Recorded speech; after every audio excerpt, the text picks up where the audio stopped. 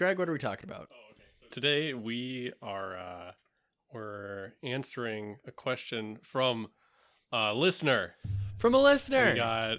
We got some emails like a month ago, and now we're recording again.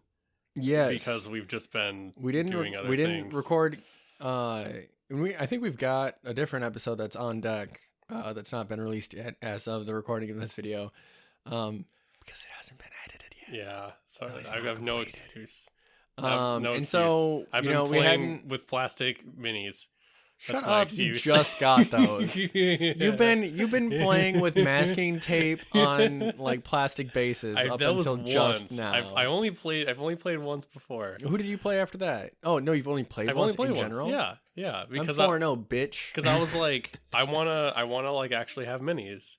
That was part of it, and then I was like looking into like, because I am who I am. I was like, I want to make the thing I actually want to make, right? Yeah. And then I was like, oh, well, shit, I'm not just going to fucking put this mini together and glue it because I don't want to fucking do that. I should have just bought the Indominus box and forced you into Space Marines. No, I'm not playing fucking Ultramarines.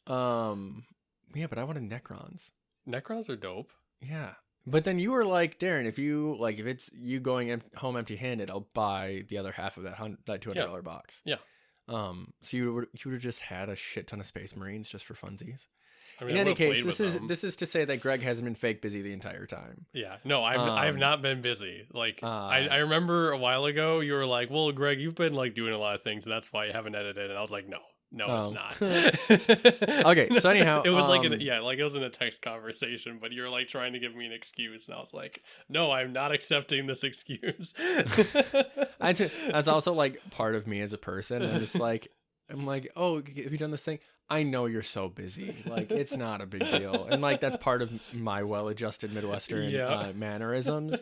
But like me as a person, I cannot like accuse someone of something or like be mad at someone without also giving them a way out, because I'm just like super empathic. I'm like, I'm sure there was something, but that's fine. In any case, so we got an email from a French person.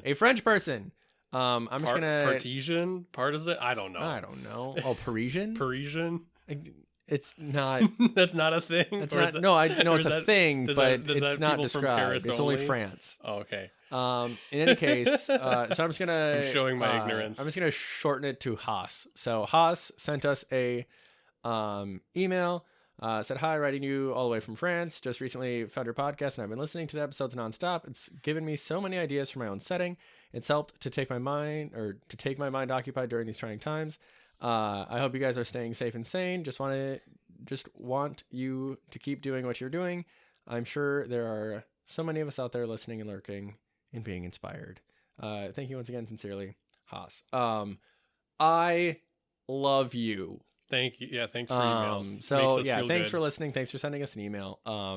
As I quoted in my response, Greg replied with "bah." Yeah. But I love getting emails. And so I asked Haas if they wanted to, if they had a topic that we wanted or that they wanted us to cover. They said yes. Initiation ceremonies. I also asked if there's anything that they would want me to name after them in my world. And they said, yes, a village where you only remember it if something is given to you from that village.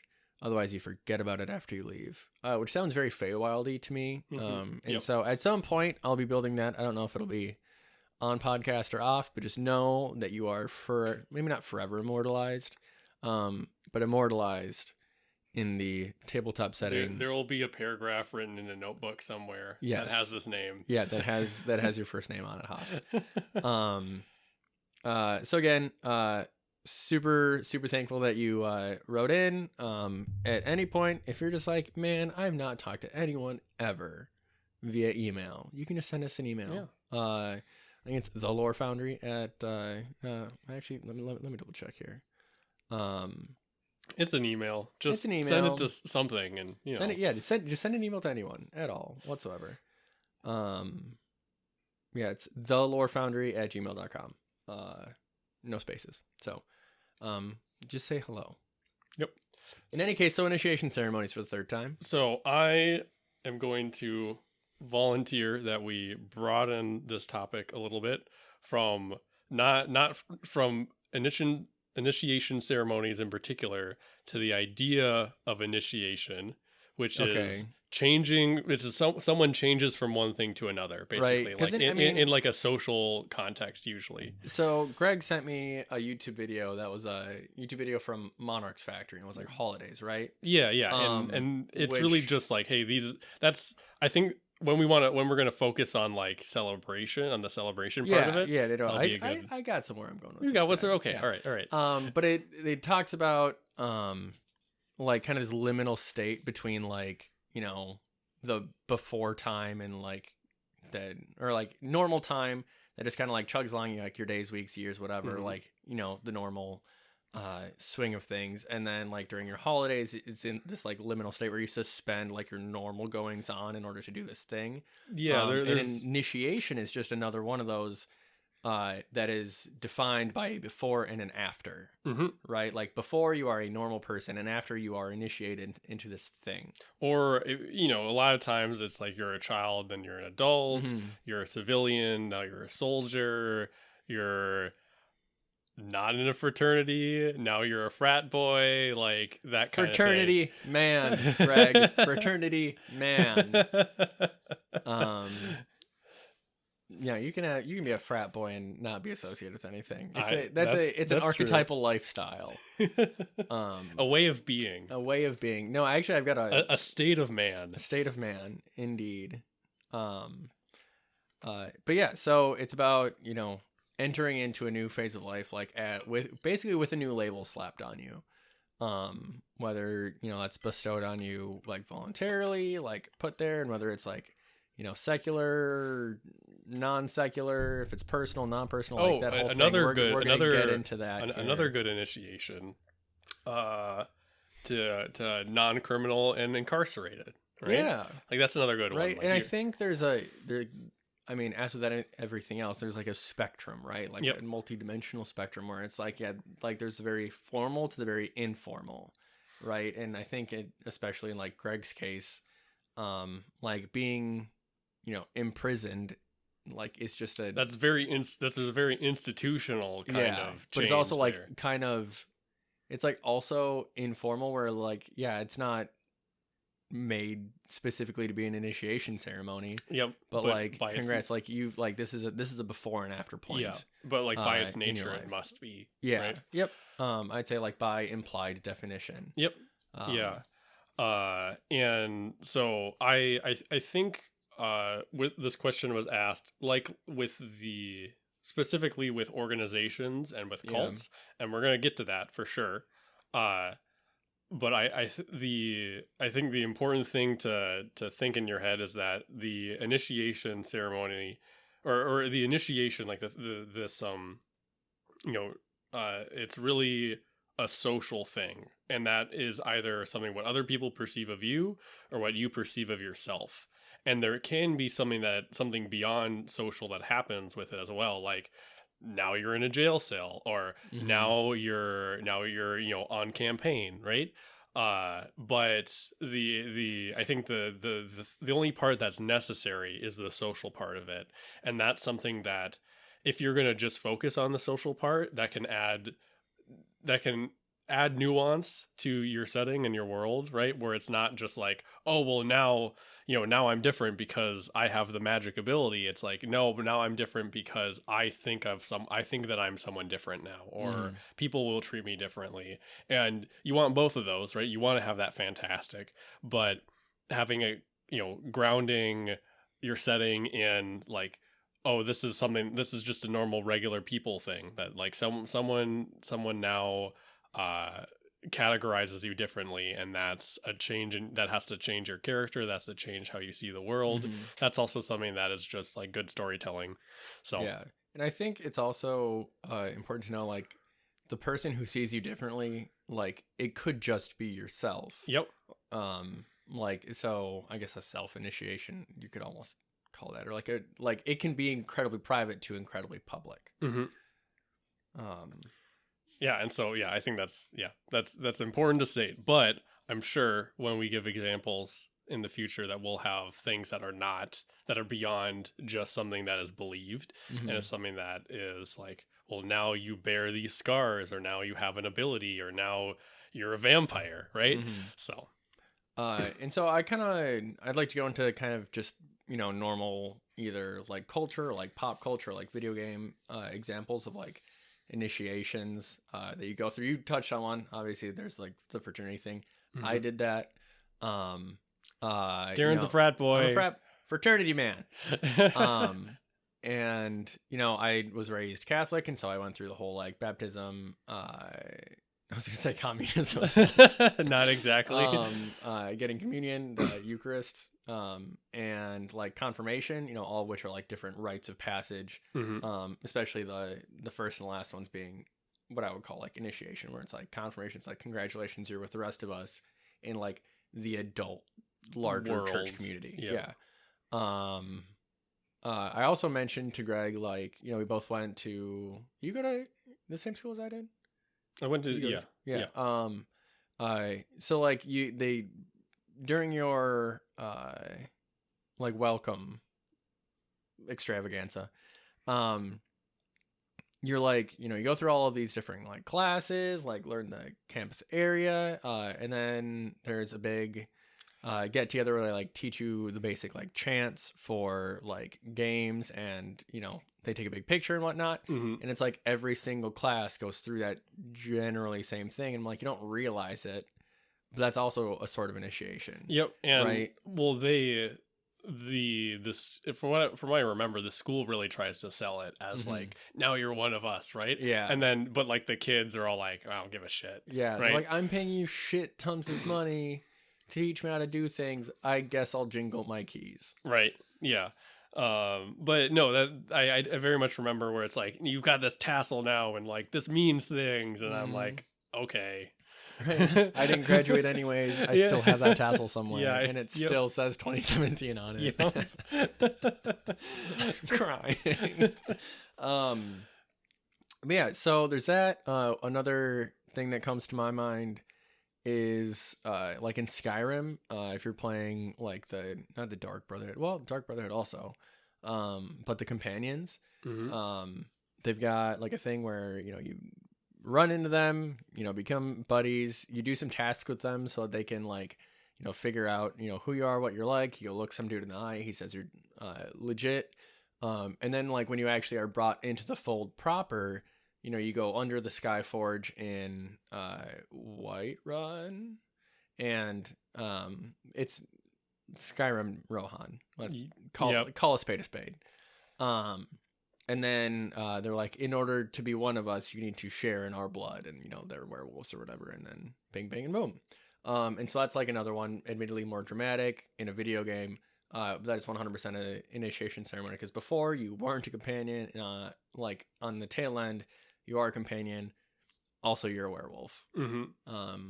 So like, you know, that's another example. Greg, do you have any fictional examples? Any more? Yeah, and any more that would kind of like, you know, bend the general rules, or that don't follow that same. So this is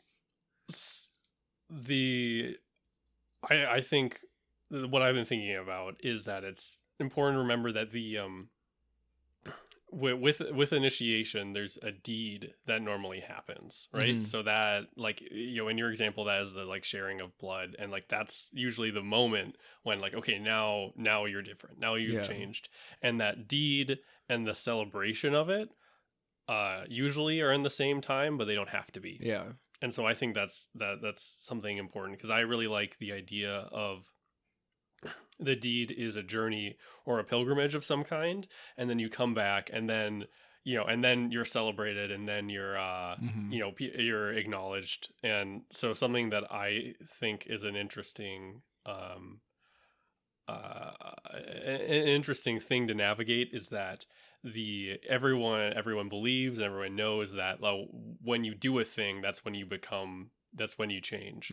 But then there's also like a lot of pomp and circumstance and ritual around it. So in trying times, you may do the deed in a private scenario or by yourself when it normally would be public, and you can have that moment of like you've got a character and you're like, well, this is not how I expected it to happen, right? I expected to be surrounded by a bunch of people that loved me, not to be out here by myself doing this thing, but it still counts. I'm still like I'm still this way, and like maybe even more so now. And there's I think I unfortunately I don't have any good examples right now, but there's a lot of rituals that you see people do nowadays that have precedence in like biblical mythology, and it's all about like, okay, so we were in this really trying time and we had to do a thing, we had to figure out, we had to get by in some way, we had to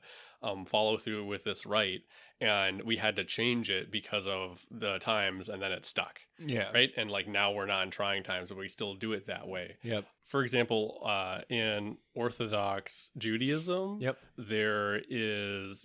prohibited from working on Shabbat or Sabbath equivalent, right? And but there's a way to get around that, which is it's something called an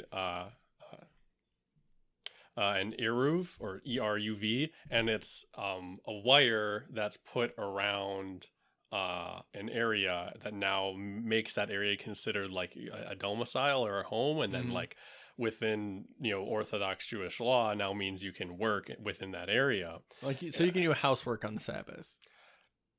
Yeah, I guess. I'm not gonna. I'm not gonna like make I'm not gonna make that claim because I'm not an expert. But what like where this tradition came from was that there was a time like in the diaspora of Judaism, like when they're like, on the fucking run in the desert or whatever, and it's the Sabbath and they have to work. They have to work to live, and whoever was in charge in that time built a fence and put a wire around the area that they needed to do their work in, and then it was like, all right, now this is all considered to be, I think it was all considered to be part of like the synagogue, and therefore you could you could work in that area. I guess it wouldn't make sense because like if someone's job is to run mass, like you can't run mass because it's the Sabbath. Like, no, you're in this. Okay, that makes sense. No, again, this is you're not poorly interpreted. You're not a theologian. I'm not an expert on this,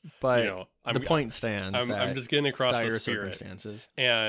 And then now that carries over today, where Orthodox Jews that live in New York, there is one of these in Manhattan, and there's people that check it, weekly to make sure it's not broken or anything like that. Like just around the whole island? Yes. Nearly the whole island. Oh my gosh. Yeah. And these things exist all over Israel as well. And that's and it all stemmed from the tradition stemmed from people breaking tradition in the past. Yeah. And it was like setting that precedent. Yep. So I just, and then you can do that like in present time in your game. So that's just something to keep in mind. I think that's always like a cool thing where it's someone who is traditional is forced to innovate. Yeah. And I think that's a great way to make your ceremonies feel like lived in. Right, where it's like this went through these changes. It's not been this one thing the entire time. Yeah. So I want to briefly just bring up, before we get into examples, I just want to cover everything that I've like thought about this so we can we can reference it. So there are deeds, and that's when this change happens. And the deeds that I've come up with are, and these are kind of broad, and you're going to usually have multiple of them. Maybe sequential or whatnot. You've got a pilgrimage or a journey, a sacrifice of some kind, an oath, a trial, which that could be like like you have to fight someone or something like that, or it can be like a ritual trial, like something that is not something that isn't actually difficult, but it's supposed to represent something that was difficult in the past for someone. So that could be fighting, like surviving, or let me read my scratches or there's some kind of thing you have to accomplish. Yeah, Greg's actually adapted cuneiform into his writing, and so it's tough even for him to see. I'm just saying, like, if you, I don't need to learn any cryptography because no one can read my handwriting. Dude, actually, cryptography and just like that whole kind of thing, I think is super neat. Yep. Like having done some like RSA encryption like back in my school days, like that's sick. Just saying, cryptography should be a proficiency in your game. Just you know, no, I'd mess with it. I'm making a homebrew bullshit shenanigan thing that will never be accomplished and never be finished. Yeah, you've been doing this for a few years now. And cryptography is a skill in there, and bureaucrats and wizards know it. Like to start off with, I think that like, yeah, being able to like thieves can't, essentially is just like a form of verbal encryption or whatever. Yep.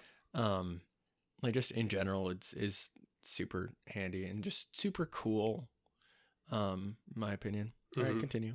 And then this is a big one. This is really important. A meal. That's huge. That's going to be in everything, and I think a lot of people don't think about it. They don't think about it as being something special, but ritual meals, I think, are really important. Yeah, and will make your event, your ceremony feel older as well, and feel like actually kind of traditional. Because just I notice that a lot of times when people are talking about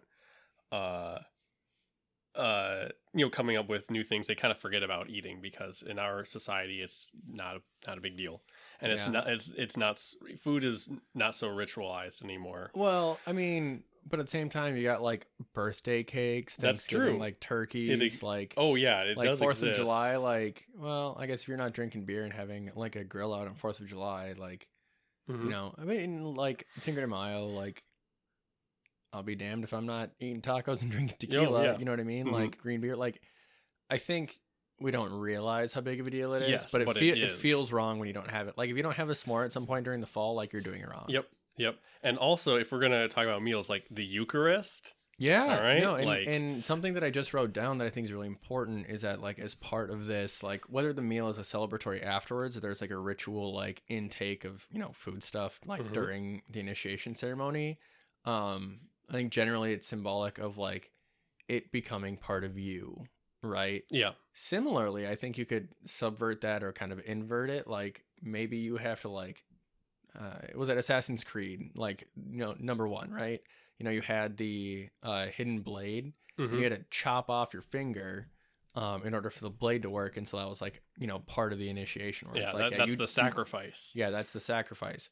I think that it would be interesting to like, take that and it's like, your finger goes into the giant cauldron of fingers. Put your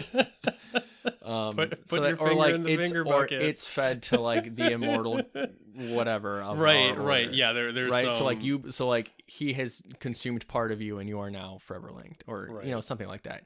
Like an exchanging of fluids like generally via food. Right. But if you really want to, crank it up to 11, you can get weird with it. Yeah. So and of course on the other end of having a meal, a fast. Which that's something, and I would almost lump that into like a trial. Yep.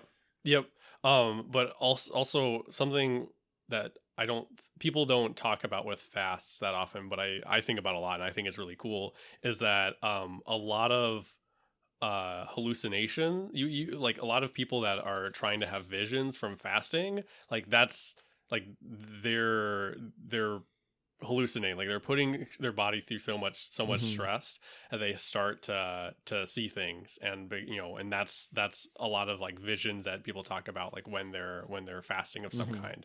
And so I think that's something to think about, where I think the idea of like I'm gonna go like on this arduous like physical journey and I'm gonna fast part of it, and I'm gonna fast until I have a vision or some sort. Like that is like you're basically you're putting yourself on the edge of death to see something beyond the pale, right? I think that's a pretty cool idea. In a D&D setting, like you can just make that a thing where it's like, when you're teetering on the edge of death, like you are able to see into the veil, or the veil's able to like come and like talk to you more easily. Mm-hmm. Like you can, you know, justify that however you'd like. Yeah. Another thing that I was thinking about is like, you know, when people go on, I think a lot of Silicon Valley people like will go out to like South America and like have these crazy like ayahuasca trips. Yep.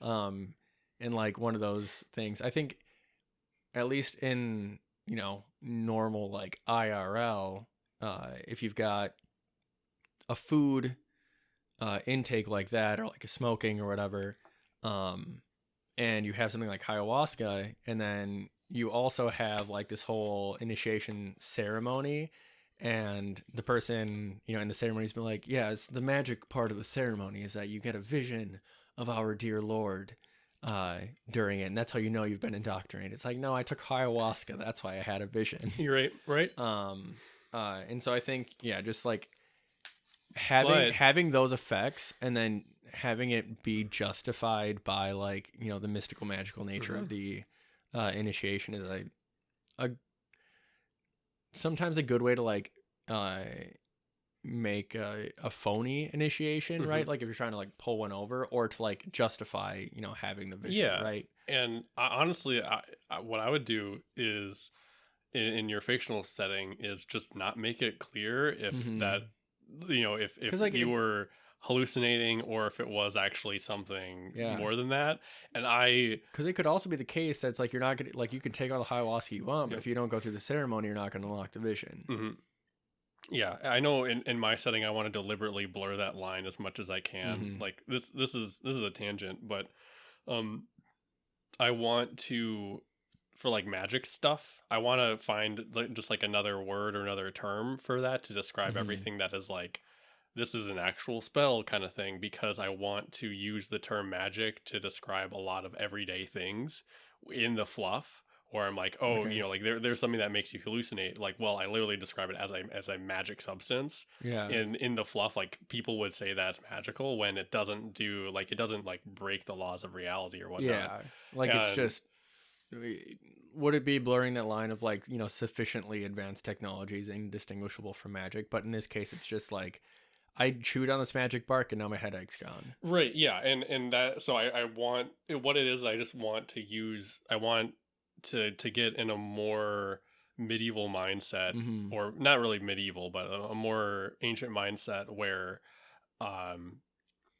like magic is the term that you use to just say like how something works, right? Yeah. Like, I don't know how it works. It just, right. And so like I want like someone that is a physician, like understands like the esoteric knowledge of the body. Like they're not like, oh, I'm someone who's like dedicated to the secular study of the physical form, and I you know, like I want to get more into like an alchemical feel of knowledge, which is very spiritual. And away from a clinical kind of more secular view of things, because like that whole setting, like, you know, I think unless you're gonna have like a post-enlightenment society, like post-enlightenment, like post-industrial almost society, like I think you should really lean into the like the mystical and spiritual in every kind of thing, right?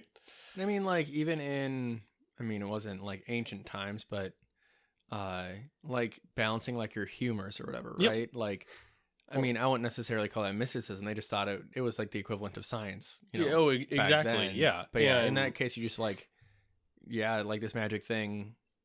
Like, I guess what I'm picking up from you right now is that magic is just a word used to describe things that you don't know how they work. Yep.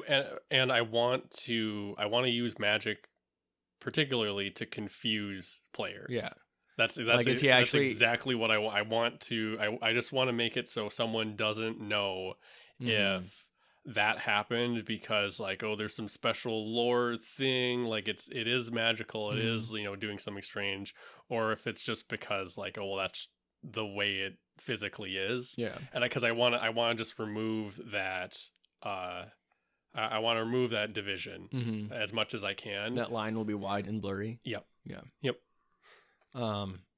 Cool. I like that. I think it definitely, like, you need to have your setting kind of like built around that idea, maybe not built around the idea, but like needs to fit with the theme. Yeah, right, and like the theme of the campaign. And so this like I like it. This peyote vision is, some people are like, okay, no, this is real. This is magic. This is a divinely inspired thing.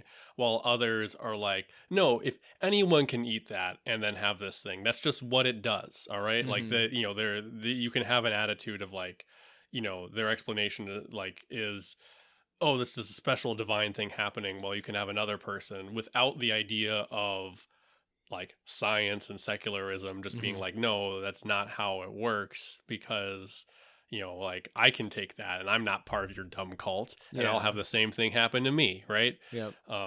So yeah. So yeah, no, I like that a lot.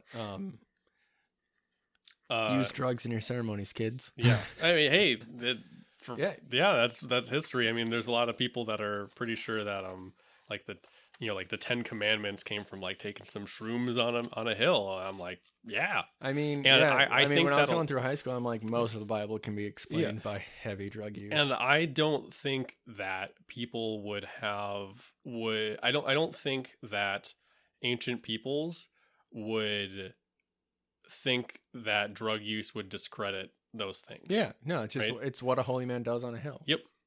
And it's like so it's like you have a sacred plant, and like that's this plant is the connection between you and the divine, right? Yeah. It's not, okay, you're just taking drugs and you're having a trip. It's like, no, this is the thing that brings me to God, right? I think that's I'm into that. I dig that. Yeah.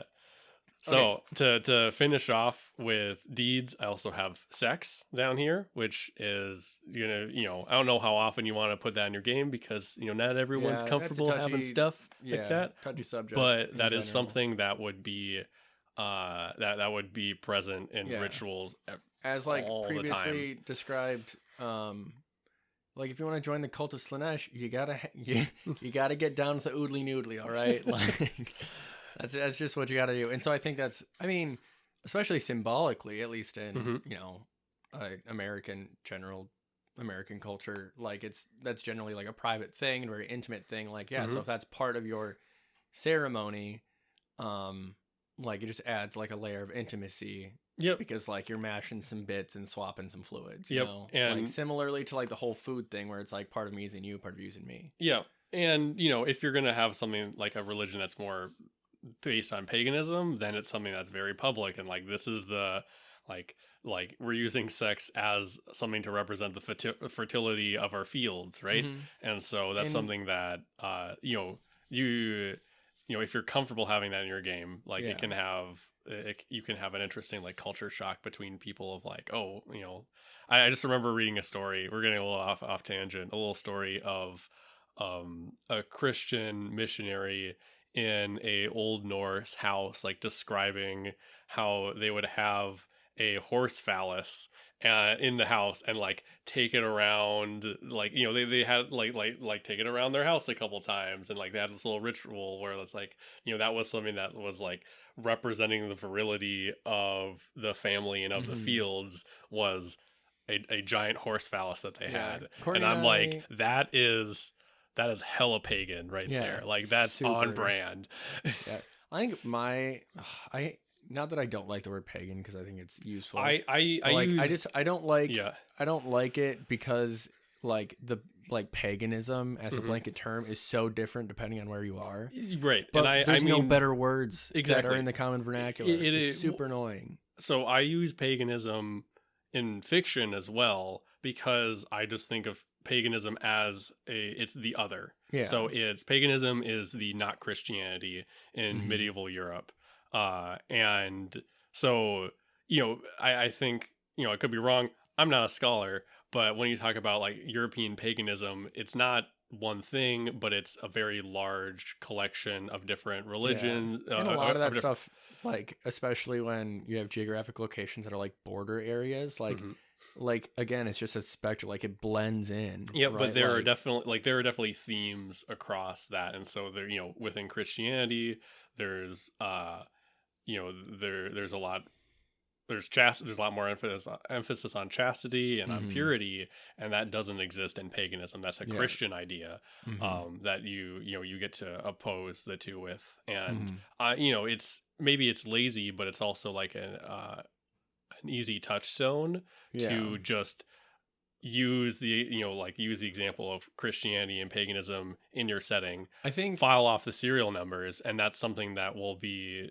very easy for your players to understand, get into. And especially if you have something where you just have kind of like a broad idea of paganism, that gives players a lot of freedom to do their own thing within that area. And I mean, like, pagan A's, pagan traditions could be much different than pagan B's. Yep. I think the term pagan as used by someone who is, of the culture, like, the one who's defining pagan as other, like using the word pagan and lumping everyone into like one big culture, like it's a sign of disrespect, really. Where it's like, you're not me, I don't give a shit what you are just not me, and therefore I will label you this. And you're likely not to self-define as a pagan, but within this, like, historical context. But I think that, like, especially if you have your setting told from a particular perspective in some way, like you as the GM are something that I guess I don't know how much I actually do this, but I idealize the idea of, like, if I'm a GM and I'm kind of explaining lore or something like that to someone, I'm going to be telling it from the perspective that they learned it from. So you're wizard, you're bookish wizard, right? And so when you're explaining their lore to them, you're like, okay, like these are, pagan cults from this other place, because their knowledge is from the is from others them to start off with, while you've got your druid character and you're like, no, they're the something of the forest, right? They have their very specific name, because to them the differences matter, but to the outsider they don't. It's like reminds me of like Native American culture, where it's like, oh yeah, look at that, it's feathers and bells and jumping, like it's Native American. I'm like, bro, that like East Coast crap is like way different than like stuff that's near us in the Midwest versus stuff that's like in like the Southwest, right? Like the desert culture, like, but they're all Native American, they all must be similar. It's like, no, like when you get in the same sense that it's the same sense that we're all like European, right? So that's something that we're getting off topic here, but you have to off topic. We're like 3 tangents out. You have to. It is a struggle when you're world building between having accessibility and having that kind of like realism and diversity in it, because it's really convenient to just have all elves are the same, all dwarves are the same, homogenous cultures. And the reason why is because you can only have so many different categories before it's just too much.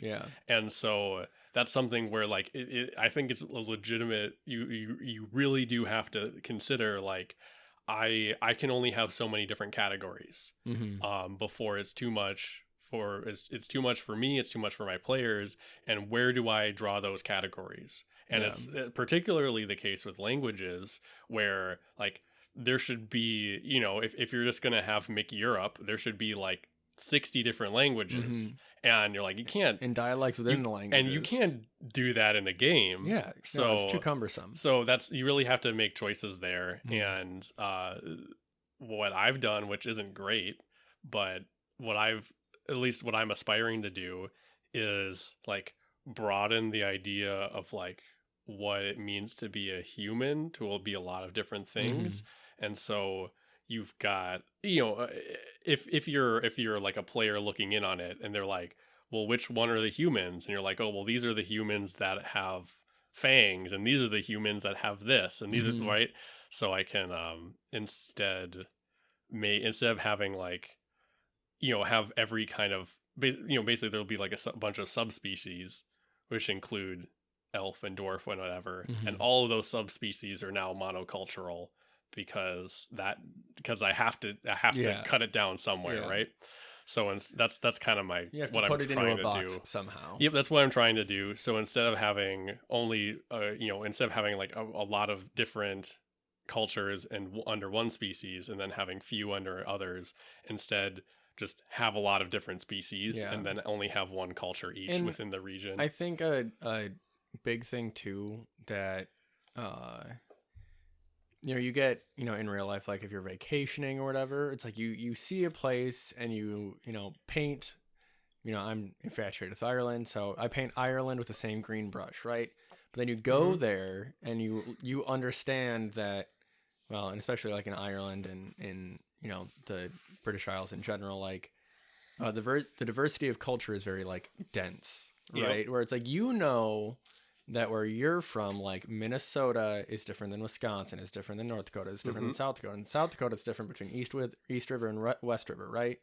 But we're just and flyover states, yeah, right? and so people paint us with like this Midwestern brush, right? Like they're all basically the same, and like you paint other people there, and so I think when you're world building, you paint everything with a broad brush, right? You make these homogenous like races, sub-races, cultures, whatever, and then like, at least in my opinion, as you anticipate getting closer, as inspiration strikes you, you get more specific. Yeah, you get more specific in like the different trees and cultures and whatnot, which thankfully can inform your initiation ceremonies. Oh wow! Boom! that was all the way rough. around.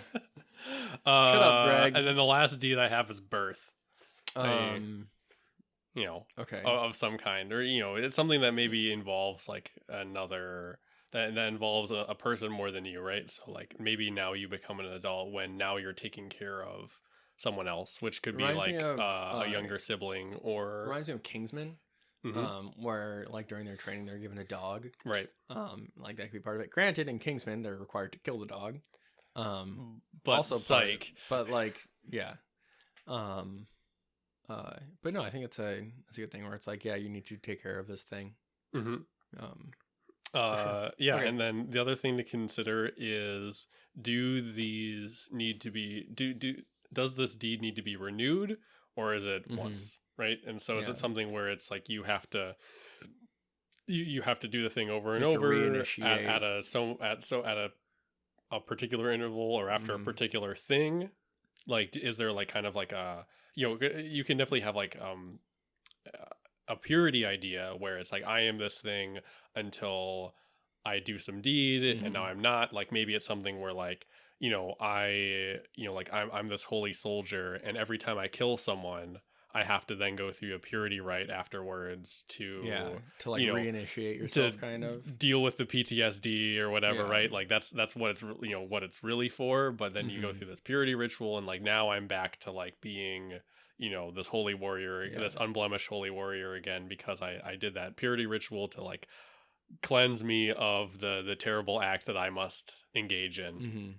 And I think like in our culture, people like renew their wedding vows, whether they do that for funsies or what. Like I haven't gotten married and I haven't renewed wedding vows, but I imagine it's just like, man, we should throw a ceremony, big old bash to show our kids how much we love each other. Yep. Or like, we just feel like it, and we've been together for 25 years, so we're gonna throw this on top of there. Yeah. And so I think that would be another like idea of reinitiation, and not one where you like got kicked out of it. It's like, no, I'm just renewing this to like, bring my attention back to it. All right. Do you want to start making some examples? Sure. Okay. So I'm kind of doing off the cuff here. Like I don't have like a good idea in mind, but I'm sure that if we can come up with some I mentioned pretty something easily earlier to you, I think, before we started recording, about some like Space Marines-esque factions that I'm gonna do. Oh, right. Okay. And so I had a bunch written down, but let's just say like the wolf one, because of course there's a wolf one. So just to bring people up to speed with Daron's idea here, I'm gonna give my interpretation of it from like the 3 minutes that we talked about this.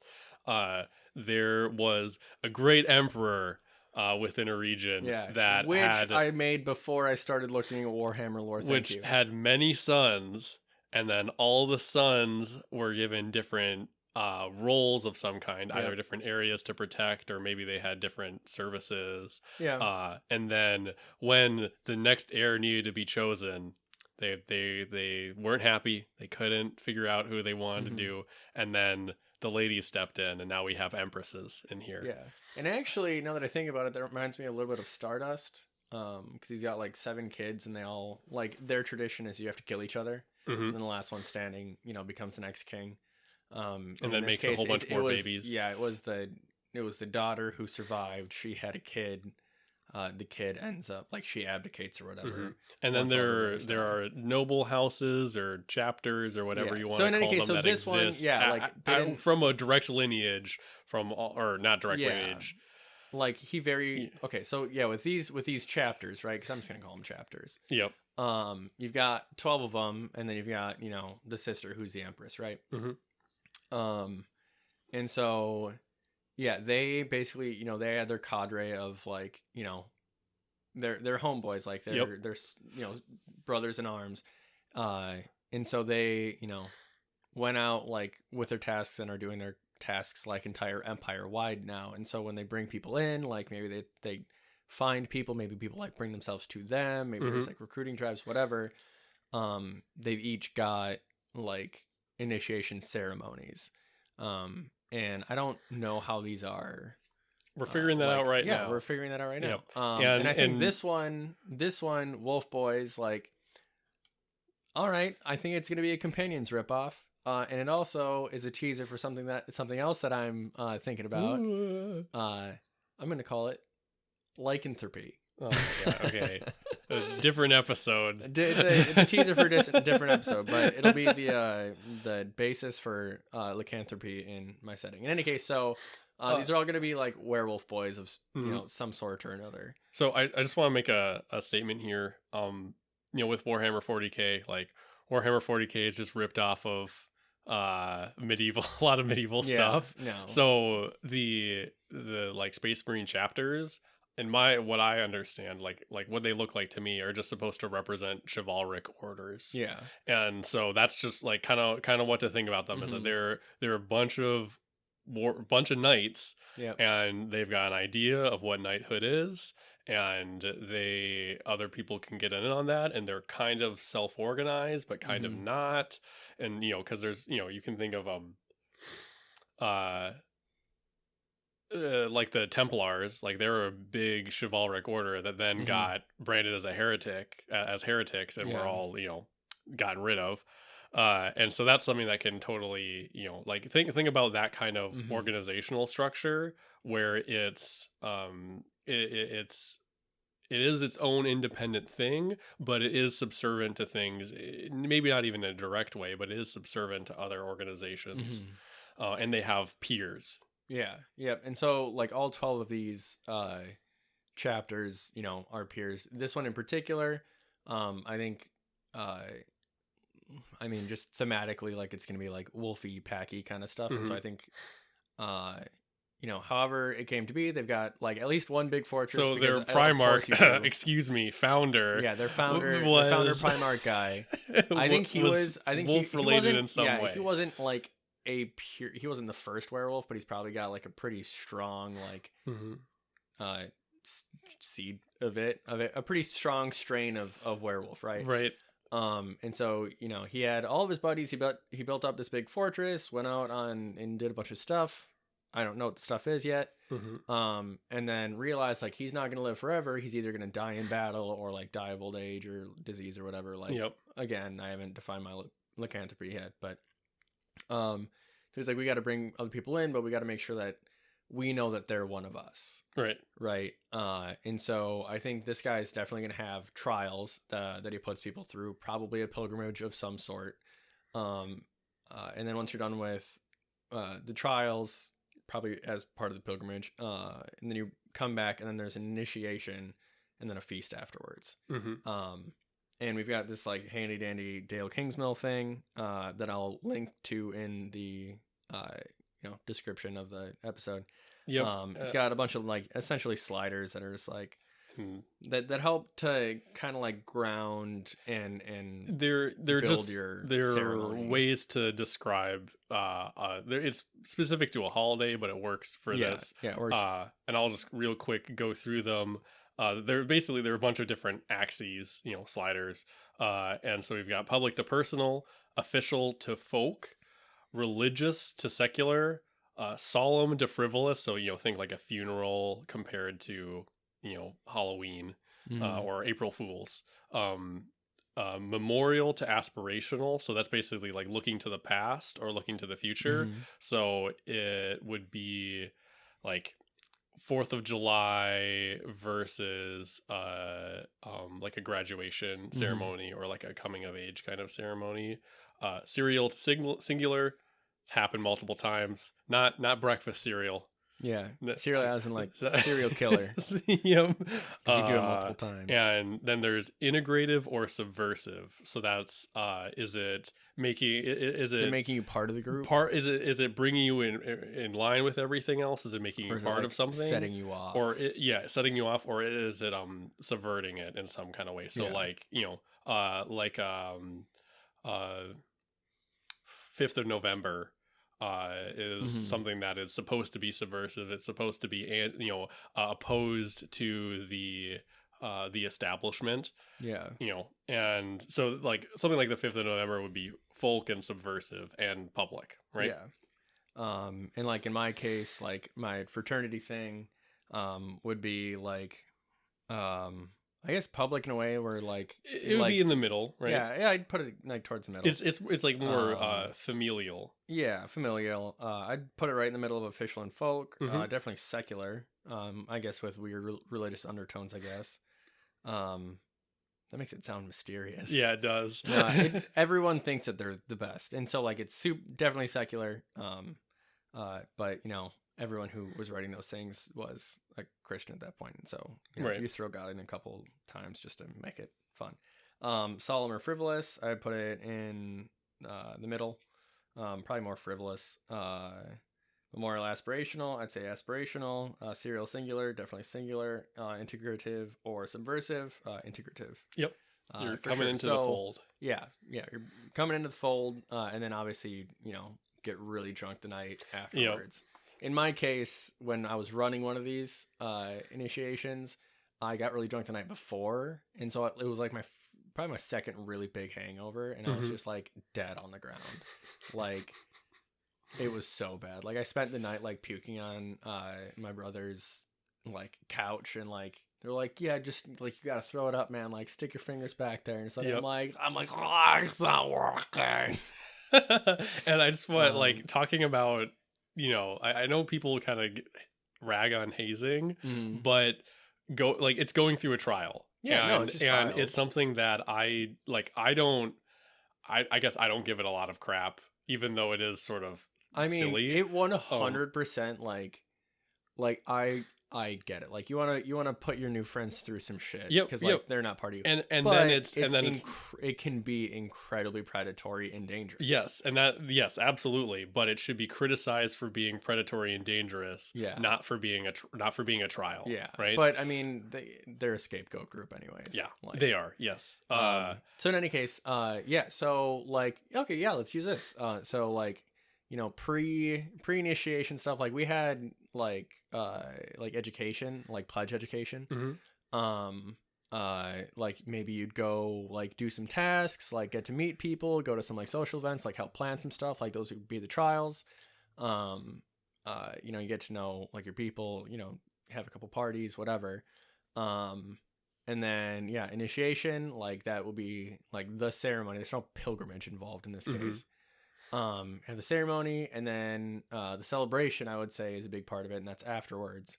At least if it's a frivolous initiation and not a solemn one. Right. And even then, at a solemn one, like you could still have a meal. In any case, yeah. And so after mine, it was a really big celebration. And then you and all your pals, eat and drink and be merry together. So taking that and kind of like spinning it back into Wolfie McSpace Marine chapter. I think so. They got this whole thing together, and so this thing is definitely going to come from a fortress, right? Mm-hmm. The initiation is going to be at a fortress. There's definitely going to be like either scouting. I think in recruitment, it's either like you see like these people's deeds like tell themselves basically, like you see it and you're like, I want to be part of that, right? So or you'd have they see you'd have two ways where it's either it's you did a thing and then someone comes to you and says like, hey, you've already started this in our eyes, like you have an opportunity. Yeah. Or someone wants to do it and they're like, all right, I'm gonna go do the thing. Yeah. I'm gonna and in fraternity stuff, like we call that rushing, where it's like, you have a formal recruitment process where you throw yourself at a bunch of different fraternities and see which one sticks. Yeah. Or and this was like the one that we used because we were terrible at rushing. You're just like in class or whatever, and people that you get along with, you're like, oh, hey, this guy's cool. I think he'd be cool to like bring into the fold, right? Yeah. And I always struggle because I'm like, in like the least creepy way, I want you to be my friend, but also pay my organization money. That way we can throw fun events. Right. Yeah. And so, yeah, that like two-way thing where it's like, yeah, people will come to this organization and this organization will, find or seek out or like hear of individuals worthy of joining them, and give them an offer. I feel like at least this organization, in an attempt to make sure that its prestige stays above like a certain level, will not go out of its way to like recruit people who didn't like ask to be recruited, so that they keep up their like acceptance to like offer ratio. Right. There's definitely, there's like any institution, there's going to be supply and demand of people getting into it, and they've decided that they're okay having lower supply than other things. They're not seeking out people. Yeah. And do you think that there would be a time where that would be, they would be put in a situation where they might have to change that, where it's like, oh, we're gonna have to go on we're gonna have to this would be a cool adventure idea. It would be more like a little mini campaign or something like that, where you're a bunch of people from this chapter and you have to go find people who are worthy to join. That would be like, so it's like, man, we're in dire straits. Your pomp, or your pompousness, whatever. Yeah, like, oh, we're in dire straits. We need more people, or we're going to be, right? So now we have to go and we have to find those that are worthy. That would be a pretty cool. And you have to convince them. I think the fun part is you have to convince them to ask you to join your organization. That would be pretty funny. Yeah, where it's like, oh man, look how I'm great just so badass we are, and how many resources we have to save the people we love. I wonder what this wolf head symbol means. I'll just tuck that away in my shirt. Right. Maybe you'll want to know about it. I won't say anything. there was a guy when my brother was signing up for the army who was a Freemason. I was like, where are my fraternity letters or whatever? He's like, if you want people to like be interested, like just pretend to be secretive. Oh right? Yeah. You have some people like sitting outside of a door to like stop people from getting in. Like, people are going to want to know what's going on inside. So I've got an uncle who he's dead now, but he was a Freemason, and it was really funny hearing him talk about it. Yeah. Because he's like it's all blowhard. He was just like, it's just a bunch of old guys LARPing. All right. He was into it because he had friends, and it was something I don't know the whole story. It was a community thing, but he was just like, yeah, like if we do an event that's in like the middle of like a park or something like that, and now we have to have people like posted everywhere, keeping others out. It's so dumb. We're not doing anything, right? But I thought it was really funny. Yeah, but the organization runs on money, and like if you want to get people into it, you gotta recruit somehow. That's like the best there's the mystery. Yeah, absolutely. I definitely think that having secret initiations or like secrets within an organization used to be really common. Like there, in the Roman Empire, there was a period of time of like mystery cults, and that was something that was really common, where you would be. This is something that I think is really cool, and I want to. Like fraternities is like, nobody knows our initiation. Yeah, also because nobody cares. Right. Yeah, because you're just getting all fucking But like wasted. this is like, these are the secrets of our organization. Right. But continue with secret Roman cults. You've got that forbidden knowledge. Exactly. And no, it's totally like super cool. Like put that everywhere, man. So we've got secrets. You have like the Batman symbol in the air. It's like now, we've got secrets. I'm blank, blank, blank. I'm no historian, so don't quote me on this. I could be wrong, but this is my fanciful, storyful interpretation of this period of time. Was that there was a lot of religious organizations, and there were a lot of secretive ones, a lot of mystery cults, as they were, and you would basically, and that was like normal and kind of like popular and high status to be in them, and you would pick and choose. And I'm kind of assuming here, but I think that you probably could be in a couple. And there were, like the cult of Mithras and the imperial cult, which just so badass. I just love like that's something where, like, as soon as I heard imperial cult, I was like, I read that and I was like, that exists in my setting. Like, I don't know what it is, but there's something called the imperial cult that exists now. And those are people that, like, believed in like the divinity of the Caesar. And like, that's really cool. That's really neat. Well, a lot of people are just like, okay, this is just like the leader of our nation, which is important. But then they're like, no, there's a holy part of it. There's a divinity part of it. While, like something like the cult of Mithras is like, okay, we're worshiping like a sun god. I'm pretty sure, but we're also worshiping in underground areas that are that are secretive and are kind of like holed up. We can keep people out. And like I'm super into that. And like, this other group here, like you eat some grain that has a hallucinogenic fungus growing on it, and then you trip balls, and now you're part of this other thing. I think that's super cool. Make some communion wafers out of it. Yeah, and I really like the idea. The mental image of like a bunch of like posh rich people, like kind of like looking through like not like a theoretical catalog of like which religious organizations in vogue right now, which one that I'm gonna get into, like that. I think that's super cool. I like, that's a really a really neat mental image for me. And if it was like, I think especially with just any secretive organization, or just like any like groups in general, like it's all about just trying to be part of a group, or part of like I guess you could call like tribe or whatever. It's like, these are my people. I like my people. We get along. Fuck you if you're different, basically. And I think the secret organizations are just taking the coolness factor of that and turning it up one or a few, depending. So so anyhow, with this Wolf Brotherhood, I'm just gonna call them Wolf Brothers. Whatever. So they go out somehow, a recruit Wolf Brothers. Sorry, no, I Stardust Wolf Brothers. Stardust Wolf Brothers. Dio.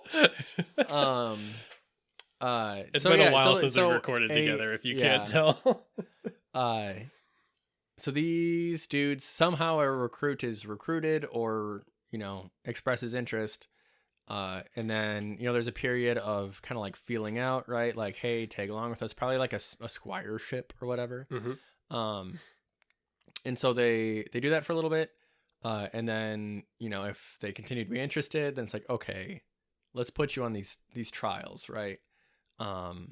And so you go do them. I think, there'll probably be a hunt involved with like you and your initiation class, where, you gotta just kill something in the wild, maybe like solve a problem or do something, right? Like this is make fantasy. Is it competitive where you've got like a group of people and whoever is the one who succeeds among them is the one that gets in? I think that would fit in with the only allowing so many people in. Yeah. I think, whether that's fabricated or not, like kind of depends on how much they are, or, how much they need people in. Right. And maybe it's like, well, right. Like if they're streamlining the process, you failed the hunt this time, but we're going to have a hunt in a month from now with, we're going to find an extra person. Right. And you change the wording. If you get through it that time, then you're in, right. Where it's like, or, we believe in, on the one hand, bringing in the best, but then also like creating the best, right? Yeah. You're like, yes, stay with us, and you may try again, and we will build you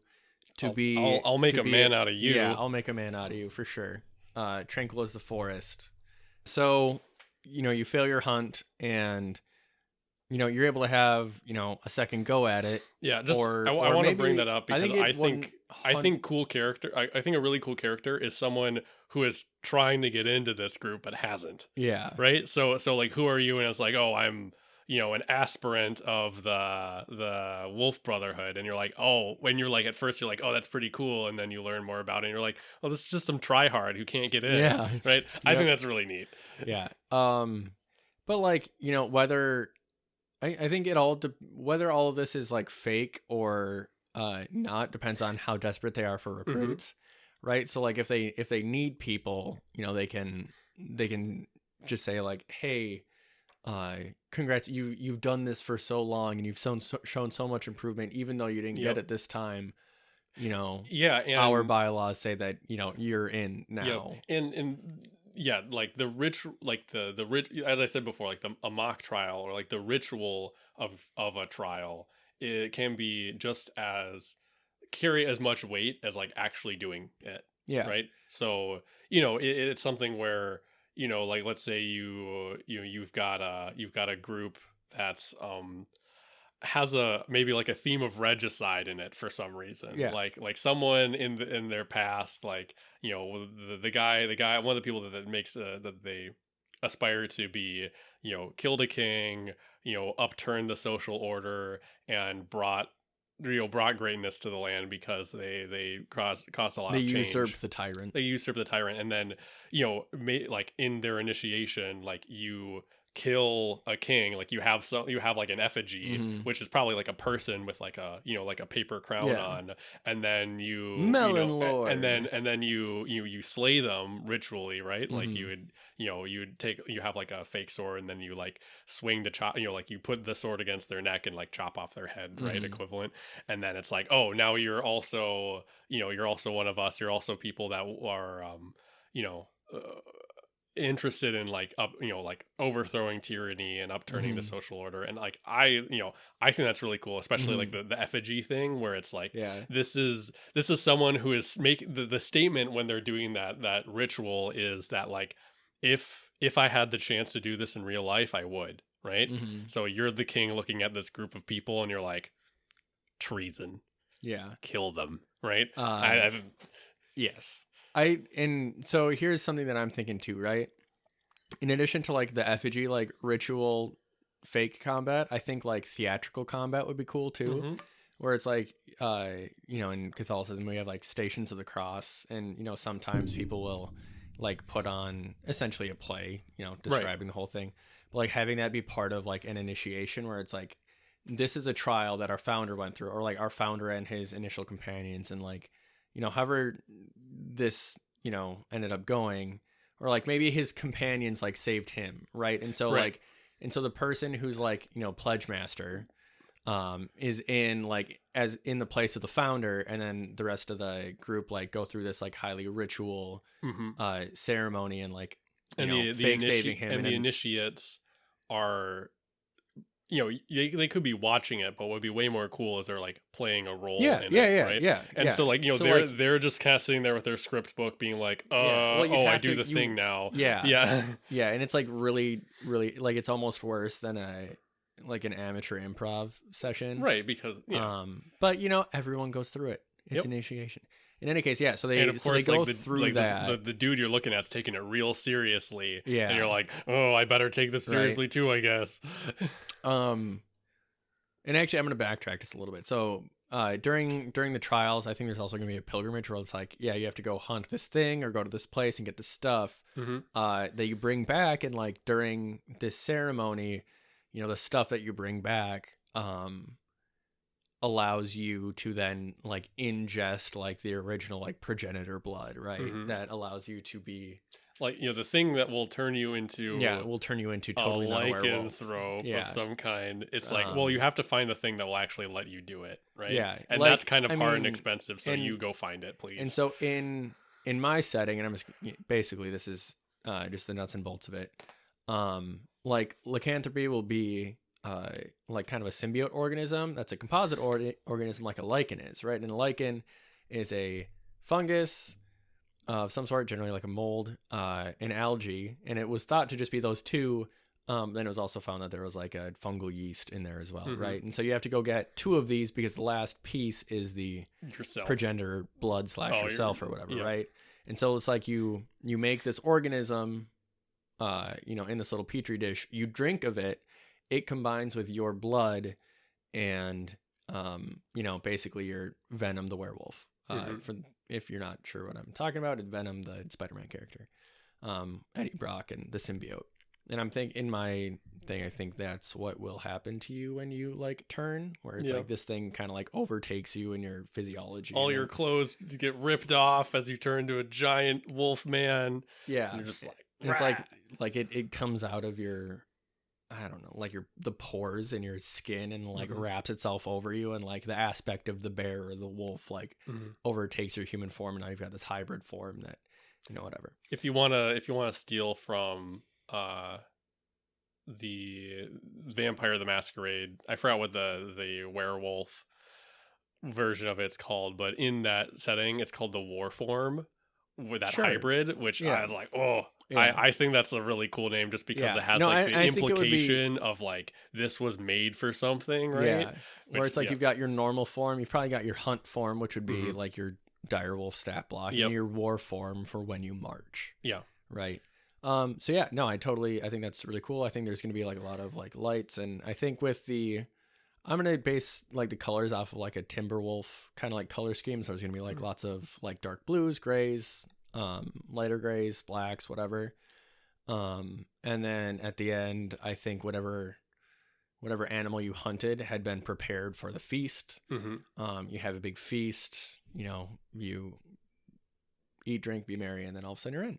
Oh, I just had a thought of subversion, where it's like, or like something goes bad. It's like the thing that you hunted was poisoned, and now, you're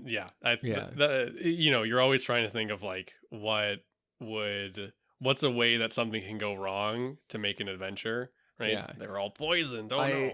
I also think that it'd be really cool for like this whole thing to be a setup for like the actual trial, right? Where it's like you go through, do all this thing, and then at the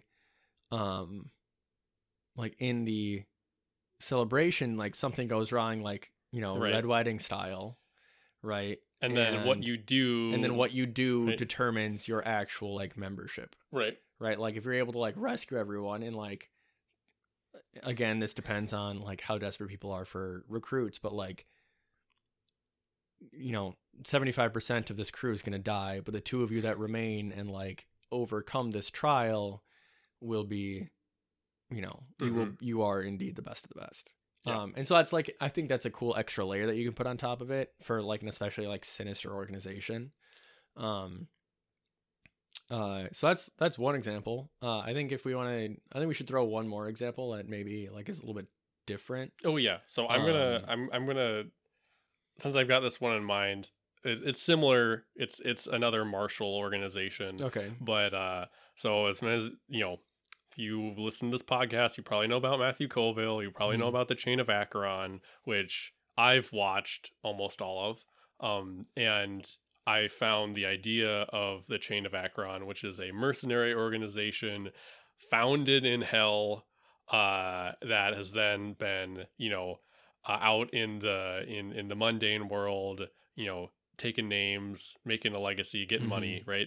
I think that's a really cool idea. I don't have any way to, I don't know how I would ever, if I can even integrate the like from hell part into my version of it. The space between spaces, but that's not really an organized chaos. It's something where like, I don't really think that I can, but I really like the idea of this is a lawful organization that is up to no good, right?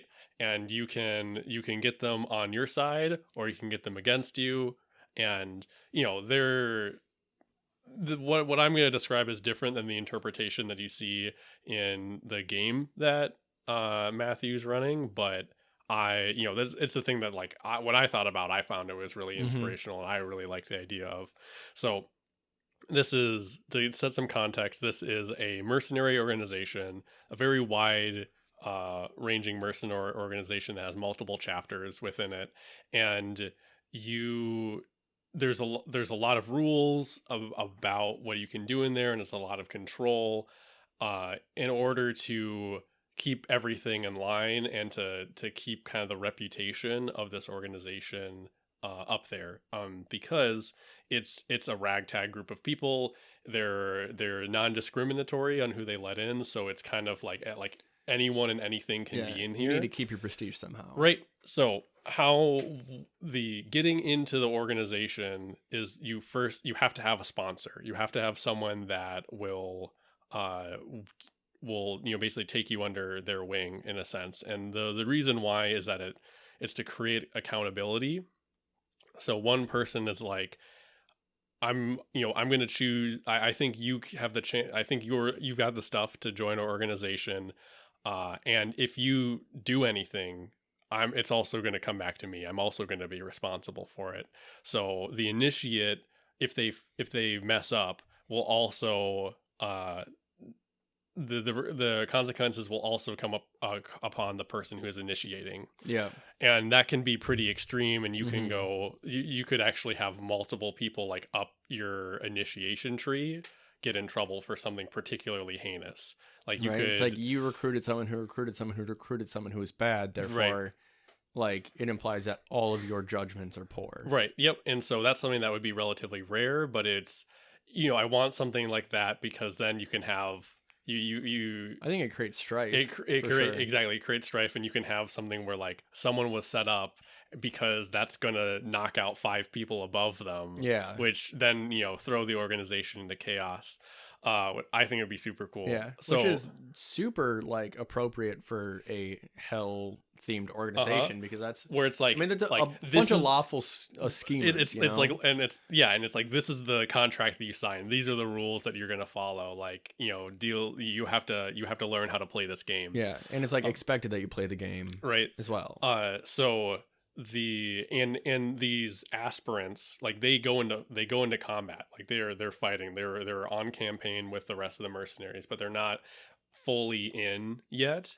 Their paychecks are smaller. Yeah, their paycheck, right? Their paycheck, but or non-existent. After a period of time, after they've like proven themselves, which I'm not. It basically would be a number of campaigns, and it would be based on the needs of the organization as well. Where like they're business basically, and they're like, okay, we need so many people, and so at that point, then they will take, they'll find aspirants that have done enough things, and then they will now become fully within the chain. And when that happens, they lose their name. Like they're basically, the part of that is that they've got an old life, and now they have a new life within the chain of Akron, and anything that they did in their past now is null and void.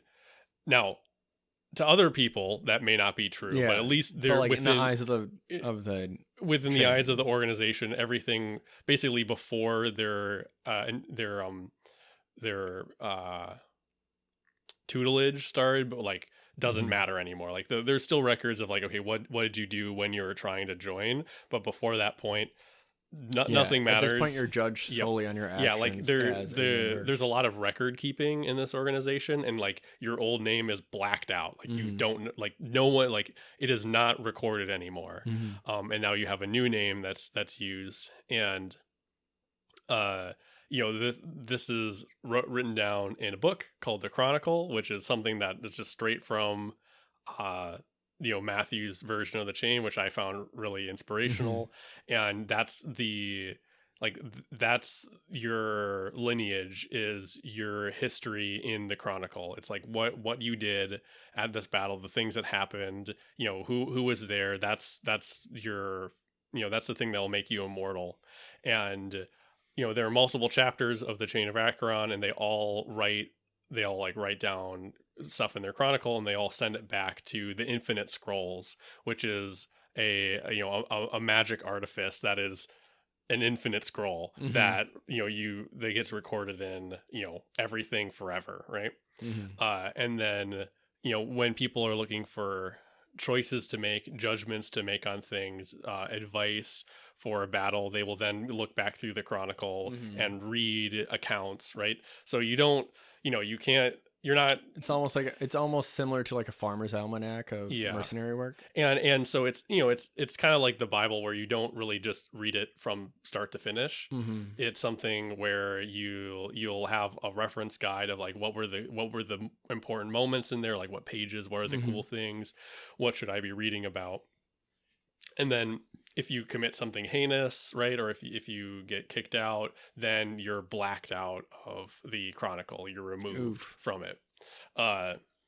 Like, is it like you and all your deeds, like the context around your I deeds? think it's or it's is just it your name. Like your Sarah, Blake, and Redacted went on an adventure. It'd be Sarah, Blake, and Redacted, right?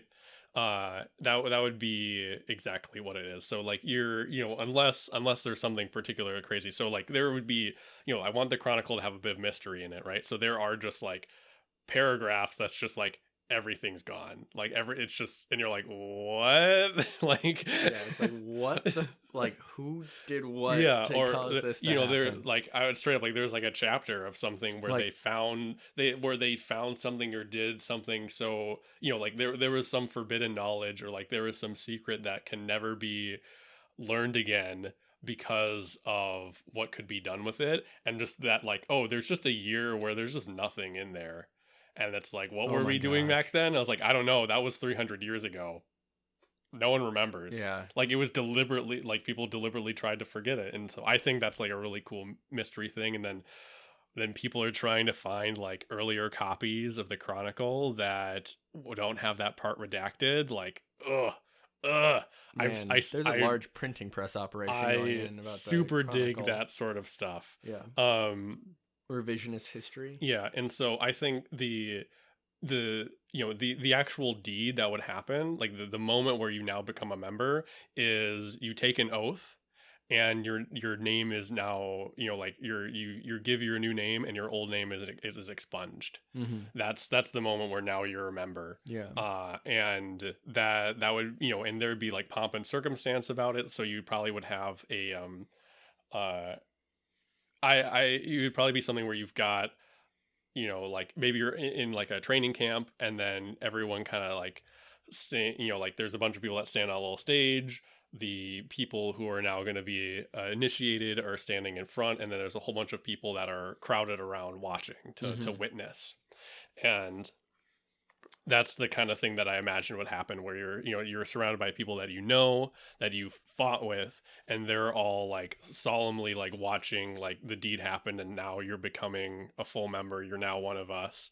And I think that would be, I think that's a really neat thing. And meeting out to the outside world, no matter what you are, like when you become a member of the chain, like now you're the member of a chain. So you may be like a drow, and normally you'd be like kill on sight, oh my god, but like, oh, this person's in the livery of the chain. Okay, we're not happy that they're here, but we know exactly what they are. Yeah. We know that they're not gonna, we know that they police themselves, and we have at least some recourse.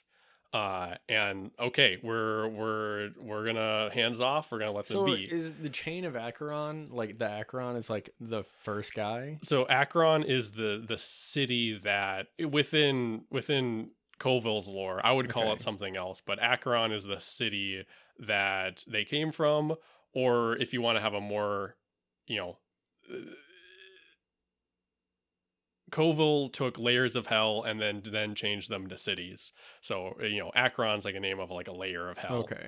So I would name it something else. I probably wouldn't call it the chain, but I really like the idea that they're from another dimension, like originally from another dimension, even though they've just been doing work here. And even, you look at them and they're just like there's just a bunch of guys. They're just a bunch of humans, right? They're a mercenary group with just a little bit more panache and control to them. But then you like talk, but they have this reputation, and if someone talks about them, they're like they're hell troopers, right? And you're like, what the fuck does that even mean? It's like, no, their founder came from hell, and you're like, what? Yeah. I think that would be super And cool, and that would give them a ton carry of that blowhardiness with them Oh, all yeah. the time too. Yep. Yeah, It's absolutely. like, you don't know who I am. I am part of the chain that stretches back eons into the depths of Acheron. Right. Yeah. And it's also something where it's it's like, how do we know that we can trust you? And it's like I'm from hell. Like, I am from one of the dimensions of law, right? Mm-hmm. I think that's really cool. Yeah. Super cool. So that's another martial organization, and this is something that I would need to I think it's not necessary, but I think it's a lot cooler if you have a name, if you have a euphemism for the deed that makes you a member of something. Mm-hmm. And so this would probably be like I was written in the book, right? Or like when my name was put in the book would be the euphemism that they would have for when they joined, or when I lost my old name would be the euphemism that they would use for when someone becomes a member of the chain of Acheron. Oh, because I think that euphemism is a really cool thing, Mm-hmm. and I think that adds a lot of flavor.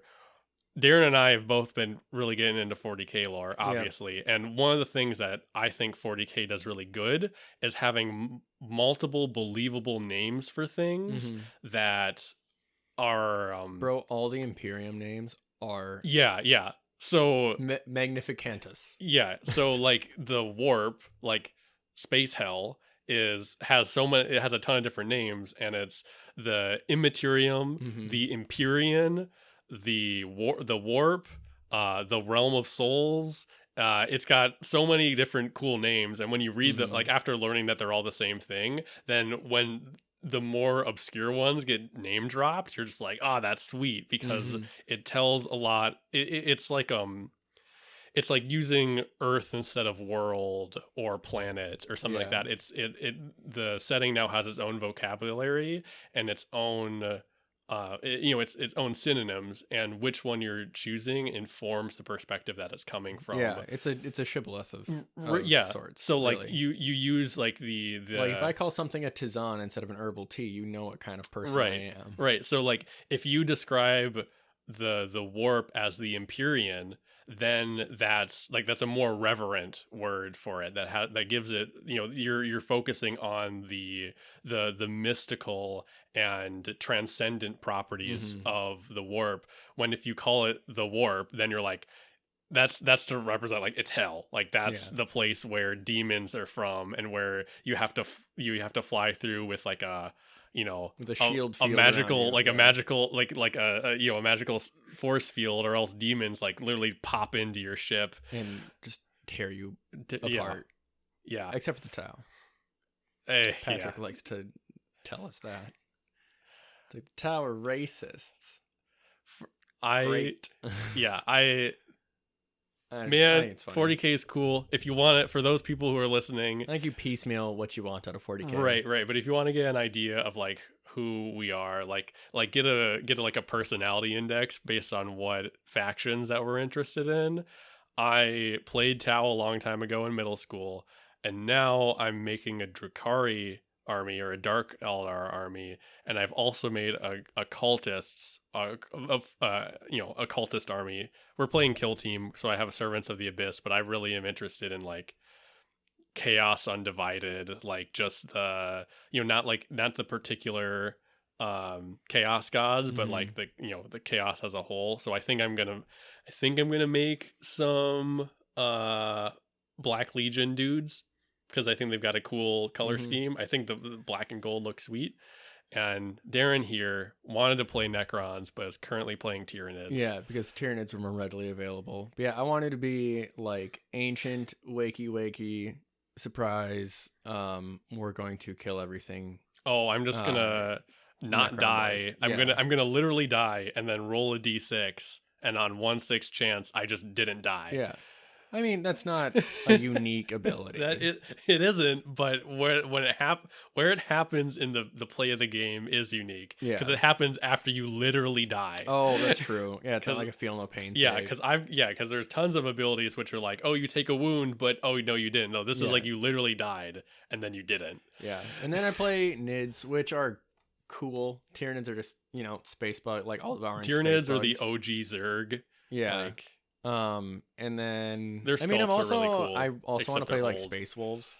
Yeah. Like, Thousand Suns were also cool, but I don't know. I mean, I don't have a whole lot more. There's definitely like more things that you can add into an initiation ceremony. I think also like having a much less public one is really cool, just because then it adds an extra layer of intimacy and like secrecy, especially if you're doing like a culty thing too. Yeah, and I think if you're doing lots of culty things, you're gonna be doing shit with blood. You're gonna do occult rituals. You're gonna have like black candles. You're gonna have like gnarly stuff, but you always want to theme it off of whatever you've got. Right. And I think layering like history and personality of the founder into it is incredibly important. Yeah, no, the history of an organization is really, I think, the place that you should go to for initiation rituals. And like, if you need any information on that, like, there are some like fraternity rituals that you can find online. Otherwise, like some of those super secret like Roman organizations, Skull and Bones like Society. Like, look, that's what I'm really into. Like, that's something that I wanna. We'll give it another. We'll try to come up with another thing here. I watched an African. I don't know if it was an initiation ritual or if it was like a health thing or whatever. But I watched that to kind of get some more ideas. But yeah, there was like face painting, like ritual eating, bathing, and then a big dance. And this lady would look like she was gonna puke, and then eventually she like seized and passed out, and then they just like dragged her back to her bed. And I guess when she woke up, it was over. Huh. And so I'm like, I don't know what she was doing, but that's evocative. I guess like there's a lot to pull from there. So do you want to make a cult initiation real quick? So I do. Yeah. I'm gonna start with a secret society though. Okay. So I'm really into secret societies. Okay. I mean, it can just be a secret society. I just want this to be like a cult and crazy. Yeah. I want this to be much more private as opposed to the two that we've described. So this would be something where I'm kind of being inspired by like the myth of like the Skull and Bones Society myth, but when I say myth, I don't mean myth as in it didn't exist, but like these like the mythos, the legendary, the legend of it, right? And so you've got a group in my setting.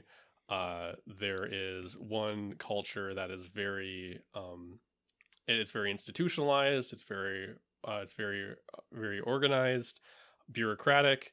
And it has a lot of scholarly. What's the word I'm looking for here? It's got a lot of kind of universities, like academic. Yeah, has a lot of academia in it. Yeah. Because to become like a full citizen of that culture, you basically have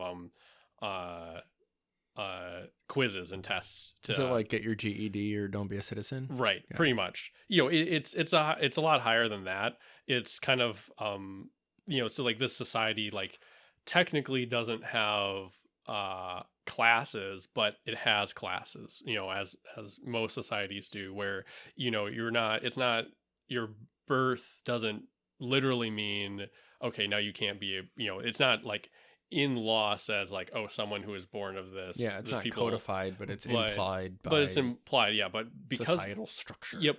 But you have to you have to build those classes in like subtly and through different things. So like you got the citizenship idea, which is basically you test to become a citizen. It's basically you pass these tests and now you are like a proper.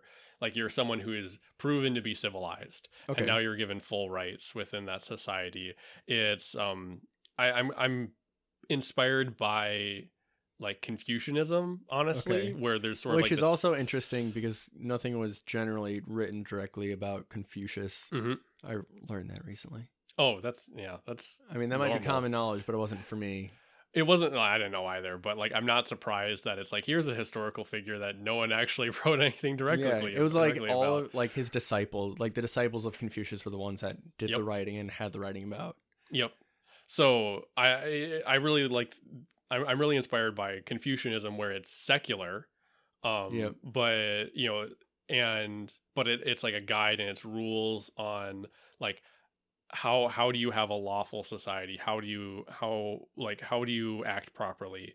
And then there's this idea in the culture that like if you lose that, like you become savages. Like it is like Confucianism is the line that separates yourself between the civilized society that's organized, that has all the nice things, and barbarism.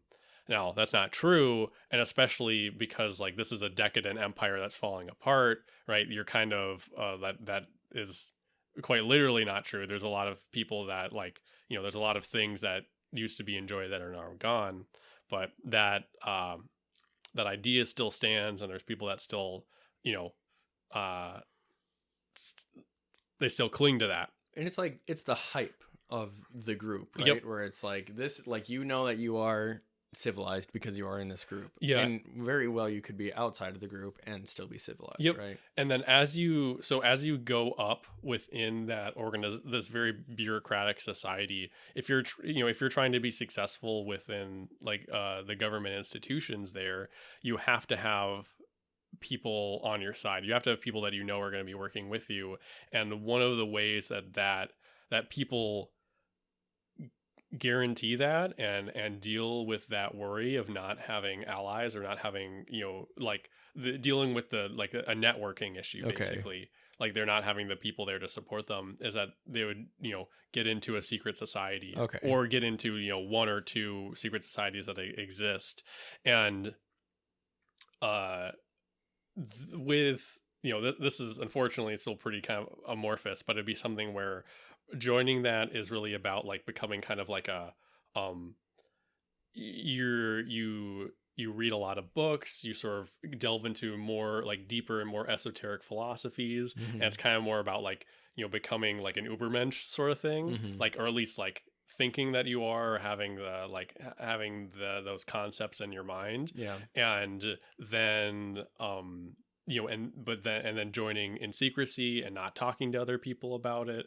And so it's something where like if you know that someone else is within this organization, that they're a particular kind of person, that they believe in a particular kind of thing, and that means that there's something that you should be able to trust them with, right? It's like they're more enlightened about the reality of society and nature, and because of that that they're gonna be a good choice and they're on your side. That's the fiction given to it, when in reality it's we've given ourselves a group and we've othered other people, and now that means we're going to try to work together and bring each other forward.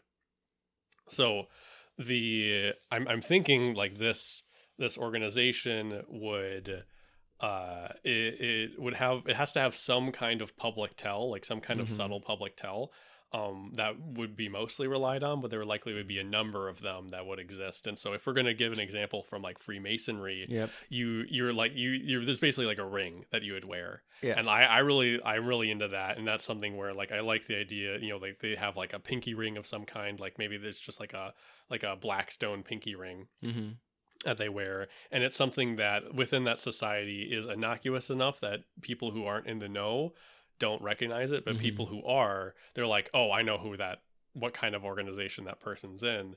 And that, so that may be something where someone who's on the outside and suspicious of that might know about it, but most of the time it's going to be people who are on the inside and they see someone with that and they're like, this person, I know I can trust them, right? Because I also have the ring, right? And I'll just make an innocuous gesture, like I'll toast to them and show them that ring, and then now they know. And now we know that we can build a rapport, we can be friends, we can network together. It's nepotism, the fantasy fun time. Yep. Okay, now we got to figure like what's the deed, what's the actual ritual. Part of that has to be knowledge, it has to be reading. And so they probably have I think they've got a forbidden text.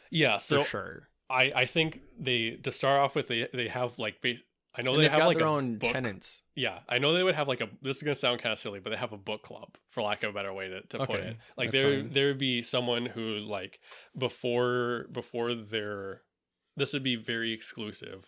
obviously, so you can afford to have a lot of people involved Mm-hmm. in initiation. So someone that they think is worthy, who they think would be a good option to join, 2 or 3 people basically like have the equivalent of a book club with them, where it's, hey, you're going to read this book, we've already read it, or we're going to read it again with you, and we're going to talk about it and kind of go through it and go through the implications and what this Mm-hmm. means, and basically indoctrinate this person into their belief system, Mm-hmm. so they know that they're like, they get it, they're on the same page, and they're at least going to give lip service to the ideas that are a part of it.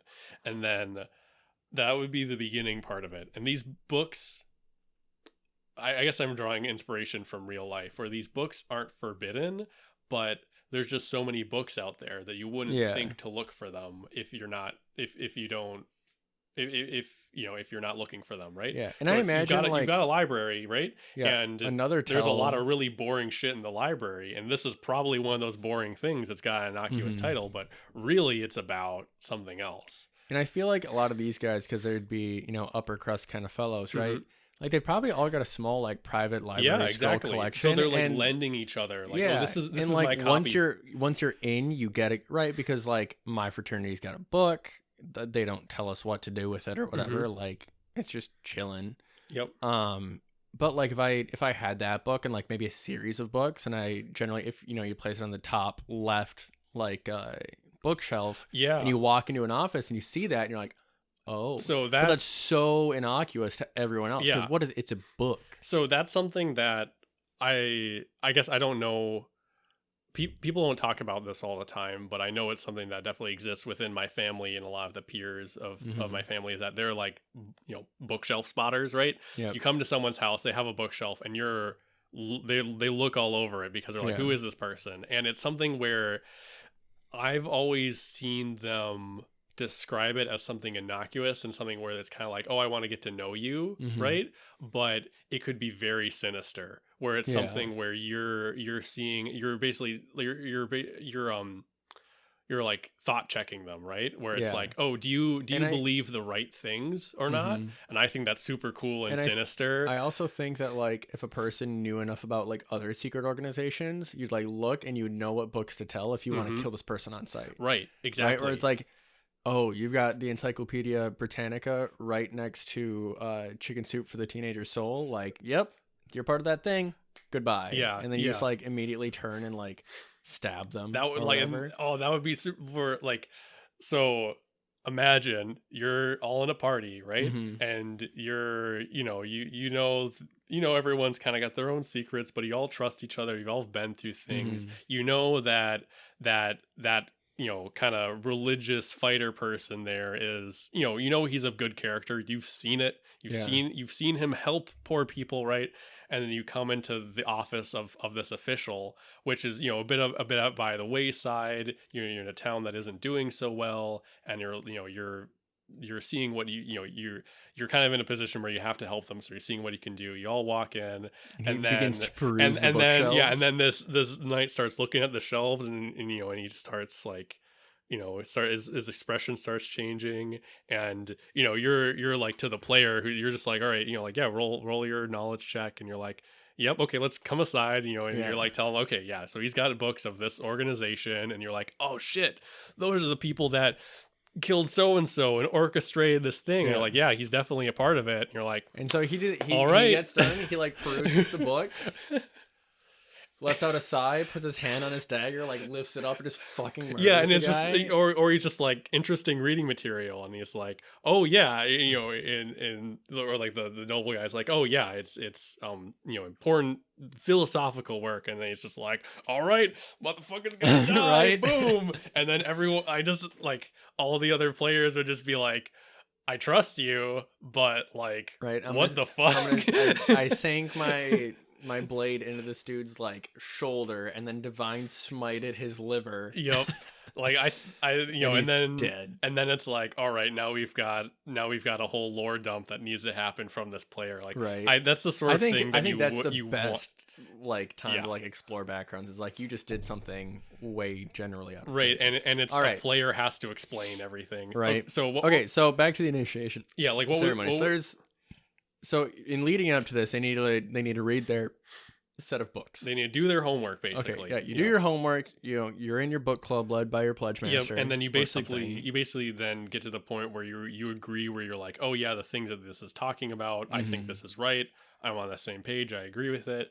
And then the deed would be an what oath. if, okay, so here's the thing. Yep. What if part of the trials is like binding your own book? Ooh, that would be pretty cool. Yeah. Oh yeah. Yeah, and then and somehow, I mean, bodily fluids and all that. So like maybe you like bind it out of your own hair, or like write in it with like your own blood as ink. No, that would be super. That would be really cool. Like you also put your name in blood and like. Yeah, you participate in the creation of it, or it's something where like your blood is mixed in with the ink or the glue or something like that. Maybe you need to transcribe it, like transcribe these books like word for word, and then like that bunch of tomes is the tomes that you bring with you, and then like your mentee, your apprentice, like transcribes your transcriptions.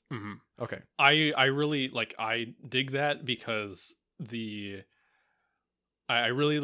really easy for someone to be like, oh well, I'm book learned and therefore I'm superior and I know more and I'm better because I have books or I have this knowledge. And that's something that I see in the real world too, to be honest. Right. I've got a lot of books. I've read almost none of them. And so like I think that would be super cool. And that's something where, you know, in that society, which is dedicated, that has a lot of dedication to knowledge and to secularism in general, having having the fetishized objects of this organization be the very knowledge itself gives it so much credibility to those people that are participating in it. So I think that would be super cool. And then putting your blood or something like that in there would be rad. Yeah. And then that also means that everyone's going to have copies of those books. Yeah, exactly. And then you don't have to have the printing press problem. And I feel like it would be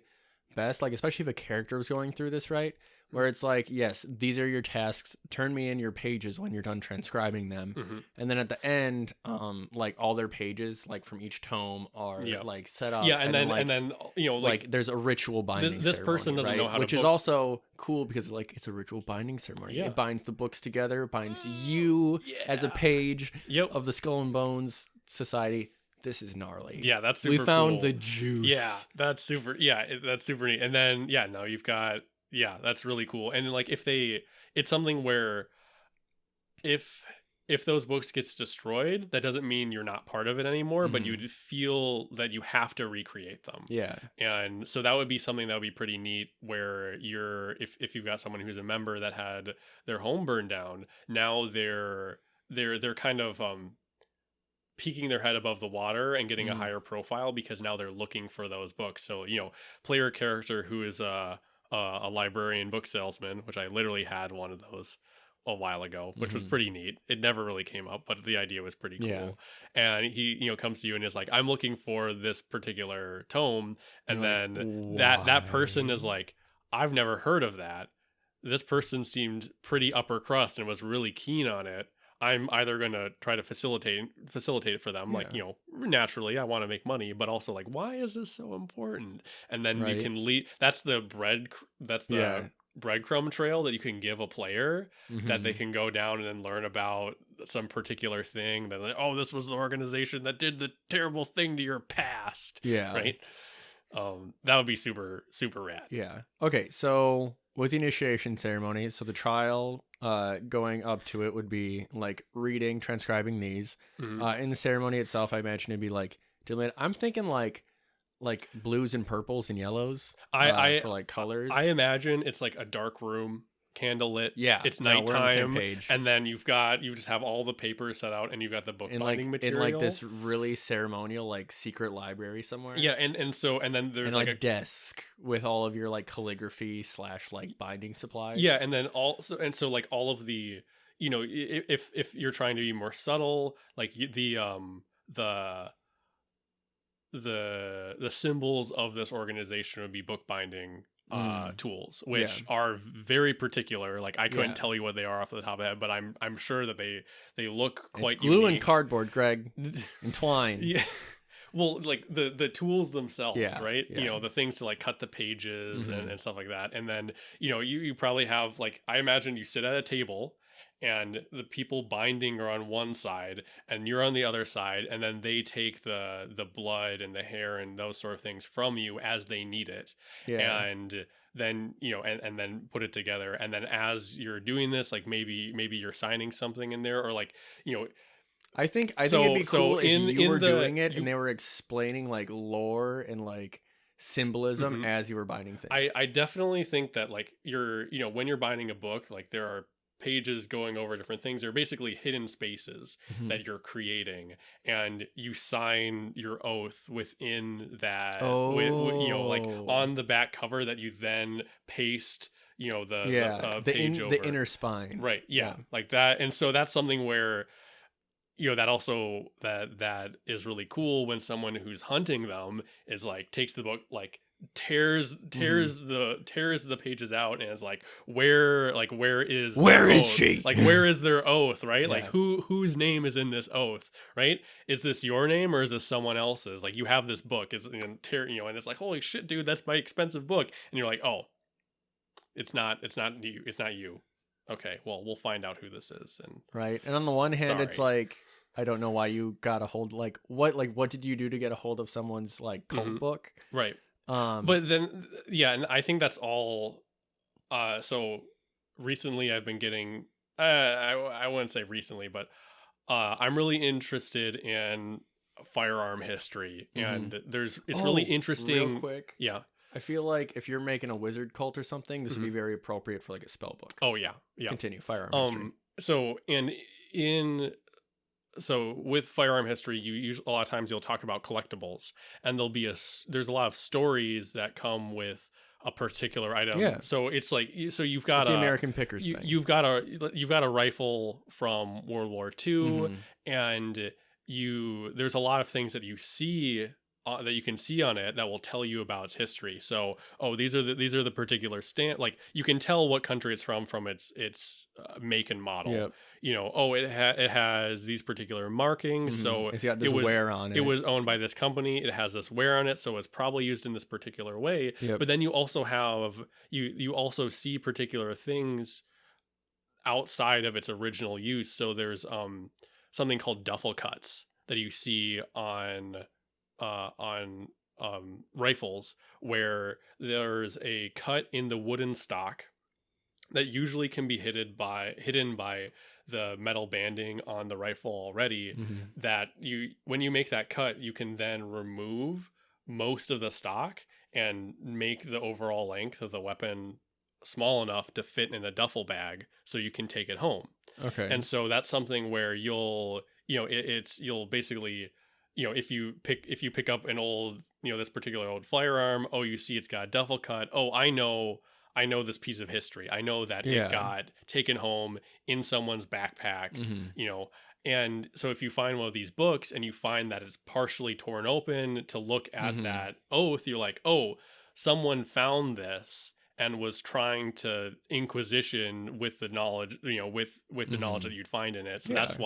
that's why you have this damaged book in your library. And there's a chance that you have like just a normal publisher's copy of that book Mhm. too, right? Yeah. Right, like in a library or something, but it could be. Yep, like a long time ago. Yeah. And then it, you know, somehow got into the public space. So Mhm. that's, you know, that's a more secular cult. I don't know if we want to do a more religious or magical one. I That's mean, another example.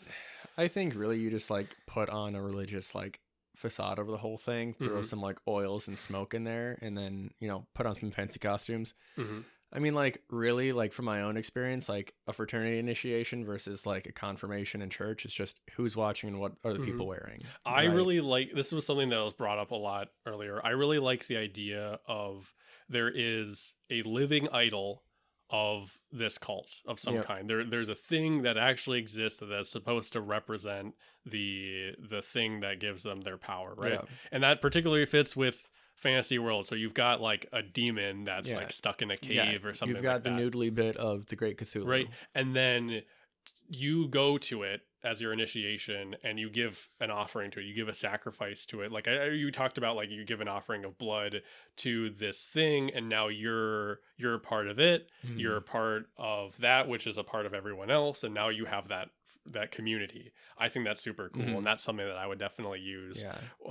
Where there's a magical thing that exists, like a physical thing, and then you interact with it in some way. I think the most important thing is that it's thematic with, like, the founding, or thematic with the ideals, right? So like with this scholarly society, it's really important that it's a book, right? Like if it's a martial society, like you probably have an axe, right? Yep. Or like you forge part of your axe, or like you go get whatever, and then you throw part deeds, of your, or right? or your deeds, right, in the chronicle. Yep. But like the theme, like thread that goes through the whole thing is so important, and like that's going to be the thing that really makes it pop. Yeah. And some of those like lived in changes, and I think are really important too. And I would if you're trying to make something, I would definitely think about what you could create if you had no magic, you had nothing fantastical at all, more or less, right?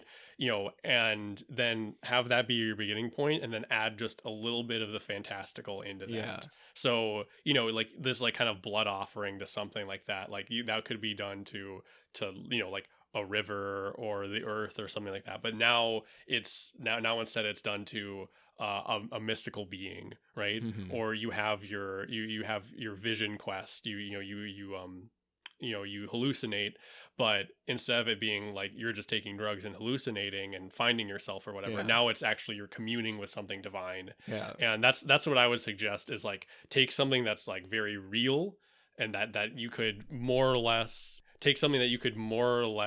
do in the fantastical real world, and then add the bit of magic in on top of that. Yeah. And I think it's just like where it feels appropriate and that kind of stuff, and yeah, so I think we did it, Greg. Yep. I think this we was did a bit it. long-winded, perhaps. I don't know how long we've gone here so far, but yeah, the text is small, the laptop's far away. Haas, I hope you enjoyed it. I hope you didn't already write all your stuff, which you very well may have, but maybe this can give you some more inspiration for future stuff, because I mean, if I'm any example, I know that a lot of the stuff that I prepare in D&D is it's either like 4 hours before it's supposed to happen, 20 minutes before it's supposed to happen, or like 2 years, months. So I hope that this can be of use to you, Haas, and as well everyone else who's listening. I know it's not been an incredibly short amount of time since we've last released an episode, but we love you all with our whole hearts, I promise, even though I don't know most of you. But in any case, this has been the latest episode of the Lore Foundry, and if we had a cult, I think we would at least have a crucible that you make a small book pendant out of. That's the cult of the Lore Foundry. Yeah, you got a little. You make something in there, and then you send an email. That's and then what you send an email. Yep, that's what you do. Yep. You make a metal book, and then you send an email. We don't I don't even care if you like rate and review us, because this is a hobby of fun, not a hobby of. But send us emails. Yeah, send us. That's the juice. If you want to rate us, whatever. Send us emails, and then make yourself a little book on a chain. I guess. Just remember, a foundry is different than a forge, though they are related. All right. Farewell. Again, email is thelorefoundry@gmail.com. Farewell. Yep. Thank you for listening.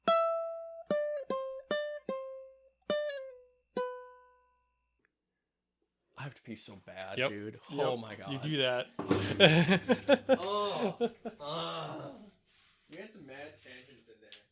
I think it's those like 2 hours. Yeah, Jesus.